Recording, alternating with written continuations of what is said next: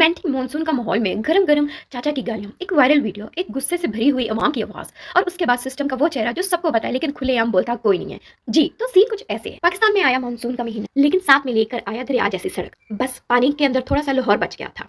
तो जब हमारी खूबसूरत मरियम नवाज, जिसने पूरे पंजाब का हुलिया बदल दिया है जी, से बस ड्रेनेज सिस्टम का काम करना भूल गई थी, तो फिर मीडिया अपने काम पे पहुंच गई। बिल्कुल फुफ्फो वाले काम करने पे, जहाँ थोड़ा बहुत नुकसान होता है वहाँ दो की चार लगा के बताने वाला काम हमारा मीडिया बहुत अच्छी से कर। तो फिर वहीं ही जहाँ मीडिया वाले कवरेज कर रहे थे, इंटरव्यू ले रहे थे, तो वहाँ हमारी तो फिर एंट्री होती है हमारी आवाम की, जो फ्रस्ट्रेशन से भरी पड़ी है। तो एक सिस्टम के अंगेज एक इंसान की आवाज बुलंद होती है, द वायरल चाचा। जी हाँ, जो आपने उनकी वीडियो तो देखी होगी। एक सिंपल पाकिस्तानी जो कैमरे के सामने खुला गुस्सा निकालते हुए chief minister Punjab, field marshal को सबको टारगेट करते हुए एक ही बारिश में उन्होंने भी उनकी इज्जत को बहा दिया। बस अकल नहीं थी, बाकी सब सही बोल रहे थे। फिर ऑपोजिशन पार्टी के मजे हुए, चाचा को बूस्ट मिला और वायरल हुए।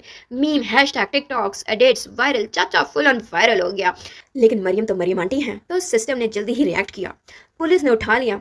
और फिर एक दो दिन बाद आई एक नई वीडियो, चाची की माफी मांगते हुए, गवर्नमेंट की तारीफ करते हुए, मरियम आंटी की तारीफ करते हुए। और फिर पब्लिक ने फौरन कहा, ओह माय गॉड, चाचा का तो हो गया है सॉफ्टवेयर अपडेट। तो फिर उसके बाद चाचा ने दोबारा से यू टर्न ले लिया और कहा, मुझसे तो जबरदस्ती मंगवाई गई थी, मैं पाकिस्तानी हूँ, मेरे पास हक है कि मैं तनकीद कर सकूं। लेकिन ऐसी बातें चाचा को बहुत भारी पड़ गई, और जब सिस्टम साइलेंट नहीं कर सका तो रोजगार से निकाल दिया। कर्शी ग्रुप वालों ने, जहां वो चाचा काम करते थे, उन्होंने उनको जॉब से ही निकाल दिया। शुरू वैसे ये कोई नई बात नहीं है पाकिस्तान में कि आप गवर्नमेंट को क्रिटिसाइज करो तो आपके साथ कुछ बुरा ना हो, ऐसा तो हो नहीं सकता।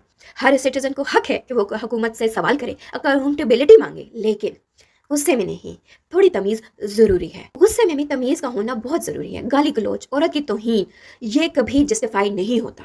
हक मांगना जरूरी है, लेकिन इज्जत के साथ। अगर आप माँ बहन की गालियां निकालेंगे और आपको लगेगा कि आप सही हैं, तो नहीं, आप सही होते हुए भी गलत हो जाएंगे।